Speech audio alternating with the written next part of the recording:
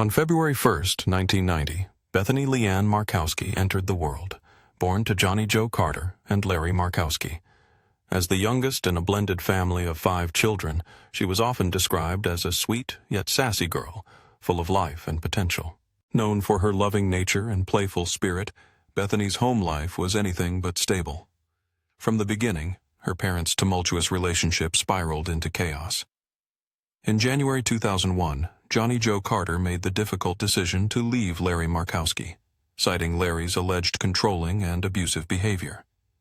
Tragically, the abuse extended beyond Johnny, as it was revealed that Larry had reportedly harmed Bethany and her siblings. The situation darkened further as 2 family members accused Larry of sexual assault. In a haunting revelation, a classmate later testified that Bethany had confided in her about the abuse, expressing her fear for her safety at home. Amidst the turmoil, Johnny took decisive action.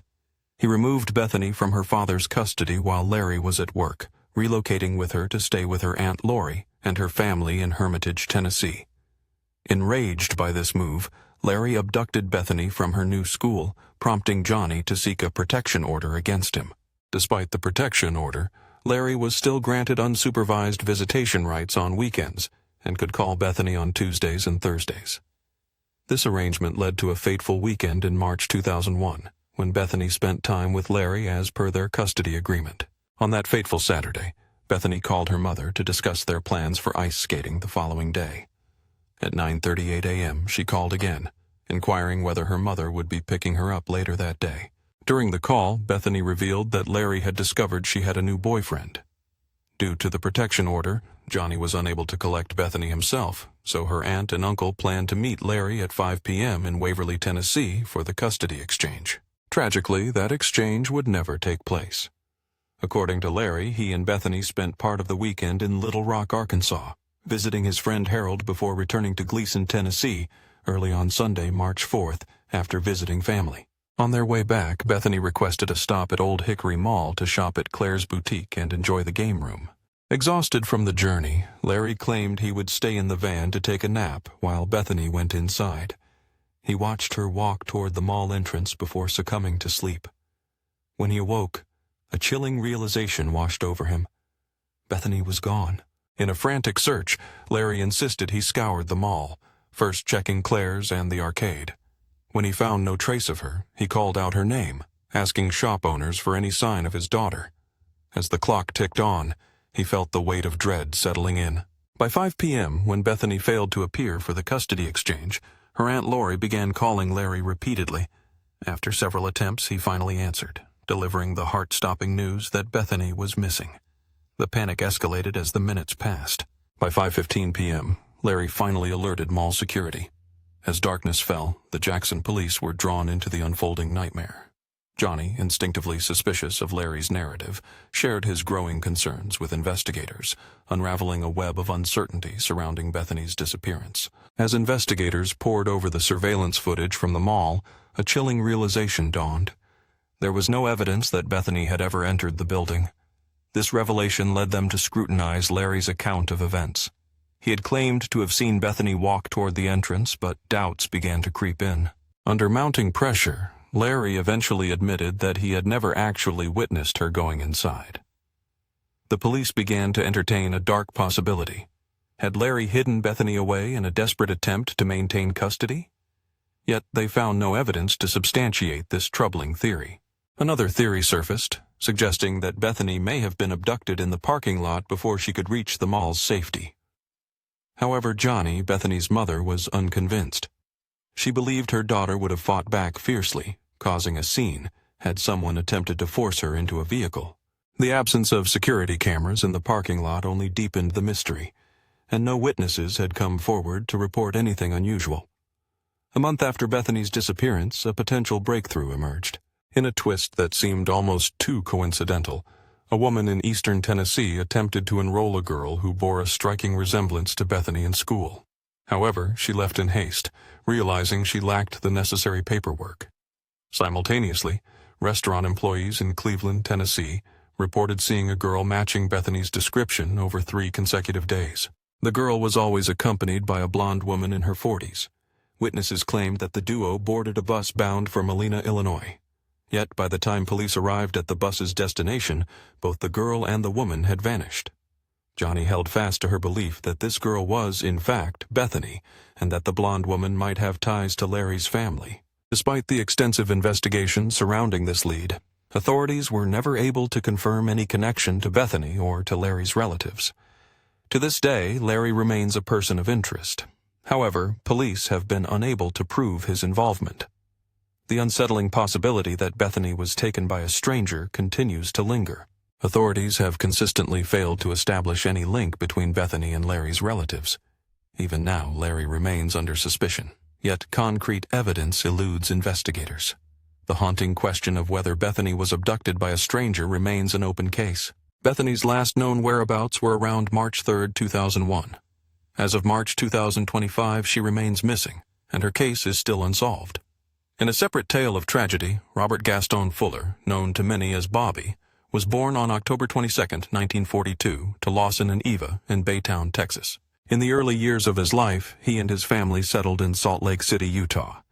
However, in 1956, they made another move, this time to El Paso, Texas. It was here, amid the vibrant West Texas rock and roll scene and the profound influence of Buddy Holly, that he began to hone his musical talents, gradually building a devoted local following. In 1964, tragedy struck when a club he owned in El Paso, dubbed Bobby Fuller's Teen Rendezvous, was engulfed in flames. This disaster prompted Bobby and his band to make a permanent move to Los Angeles, where he became embroiled in the mob-connected music scene through his band, the Bobby Fuller Four.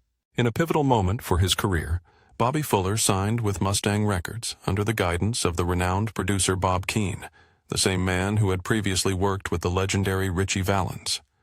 By 1966, Fuller had reached the pinnacle of his success, propelled by the release of I Fought the Law, a track that would forever etch his name in music history. However, as his fame soared, so did Bobby's frustrations with Mustang Records and Bob Keane. The constraints imposed by the label suffocated his creative spirit, leaving him feeling increasingly disillusioned with the music industry that once promised him freedom. Those who were closest to him noted the growing dissatisfaction that brewed within him. His yearning for artistic independence created palpable tensions with the label. Then, on July 18, 1966, just months after his monumental hit, tragedy struck. Bobby Fuller was found dead in his mother's blue Oldsmobile, discovered lying across the front seat outside his Hollywood apartment. His body was marred by bruises, blood, and an unsettling odor of gasoline.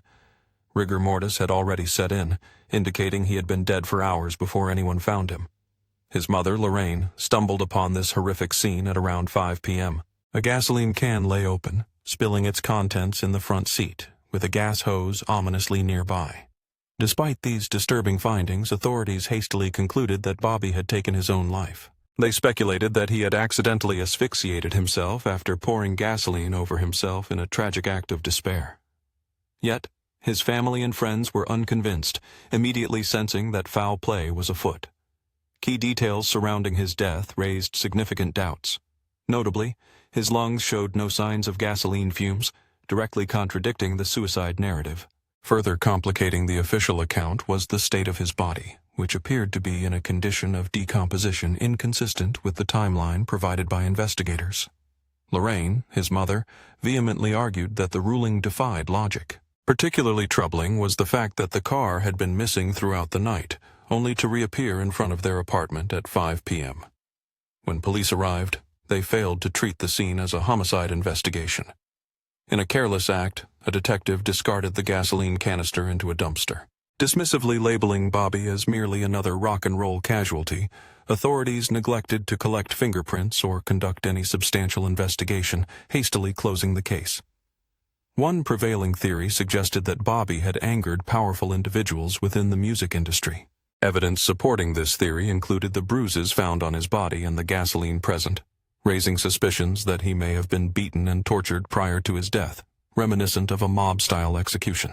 Rumors also swirled regarding a romantic involvement between Bobby and a woman named Melody, who was rumored to be linked to a violent nightclub owner with alleged mob connections.